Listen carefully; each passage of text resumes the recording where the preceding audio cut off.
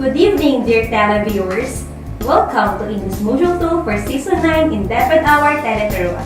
Once again, I'm Mrs. Kimberly Joy T. Vicente, a grade 5 teacher of San Josef Elementary School, your teacher presenter for this episode. Before we study the degrees of comparison, let's have a recap with our previous lesson. What is an adjective? What are the kinds of adjectives? An adjective is a part of speech which describes, identifies, or quantifies a noun or a pronoun.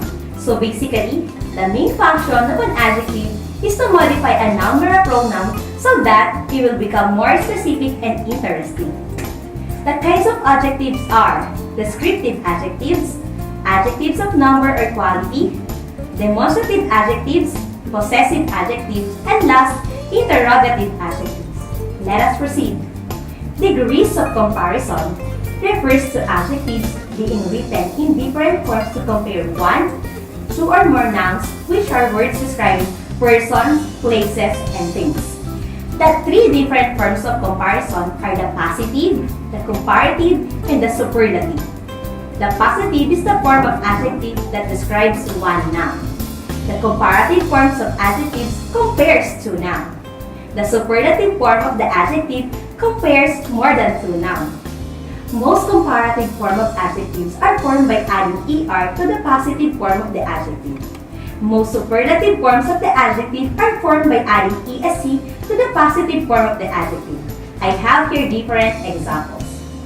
Mercury is a large planet. Earth is larger than Mercury. Jupiter is the largest planet of all. Some adjectives change spelling in the comparative and superlative forms when ER and EST are added respectively. With a common adjective such as big, the final G is doubled in the comparative and superlative forms before the ER and EST are added. Example, positive, big dolphin. The comparative form is bigger dolphin, and the superlative form is biggest dolphin. We double the letter G. If the adjective in the positive form ends in Y, remember letter Y, the Y is changed to I and the ending ER or EST are added in the comparative and superlative. For examples, tiny butterfly, tinier butterfly, tiniest butterfly. Remember, if an adjective has two or more syllables, the word more or less is placed in front of the positive form of the adjective in the comparative form and the ER is not added. If the adjective has three or more syllables, the word most or least is placed in the front of the positive form of the adjective. For example, intelligent animal, more intelligent animal, most intelligent animal. Some common adjectives have irregular comparative and superlative forms. The table below gives an example of the positive, comparative, and superlative form of this adjective. Good, better, and best. Bad, worst, and worst. Little, real, less, least. Much, many, some more, most. Far, farther, and farthest. There are some adjectives that aren't used in the comparative or the superlative.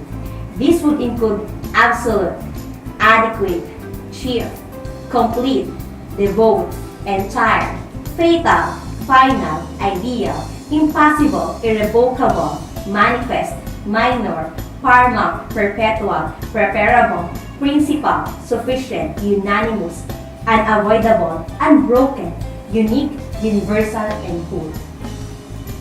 For better understanding, let's have another explanation. Let us read the following sentences.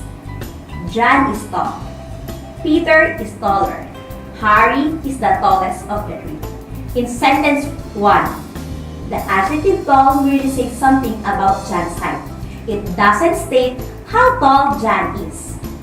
In sentence 2, the adjective taller is used to compare John's height and Peter's height. In sentence 3, the adjective tallest is used to compare Harry's height with the height of Peter and John. We have thus seen that adjective change in form to show comparison. These different forms of the adjective are called the degrees of comparison. In the example given above, the adjective tall is said to be in the positive degree. The adjective taller is said to be in the comparative degree. And the adjective tallest is said to be in the superlative degree. The positive degree of an adjective is the adjective in its simplest form. It is used to denote the mere existence of some quality. Adjectives in the positive degree are used when no comparison is made, while the comparative degree of an adjective shows a higher degree of quality than that is present in the positive degree. It is used when two or three sets of things are compared. Examples: Peter is smarter than John. Which of two scissors is prettier? Apples are dearer than oranges. The superlative degree of an adjective denotes the highest degree of the quality. It is used when more than two things of sets of things are compared. Peter is the smartest boy in the class. Iron is the most useful of all metals. Alice is the prettiest girl in the neighborhood. Do you understand our lesson for this night? That's good. Stay tuned, my dear televiewers. I will be right back after some reminders.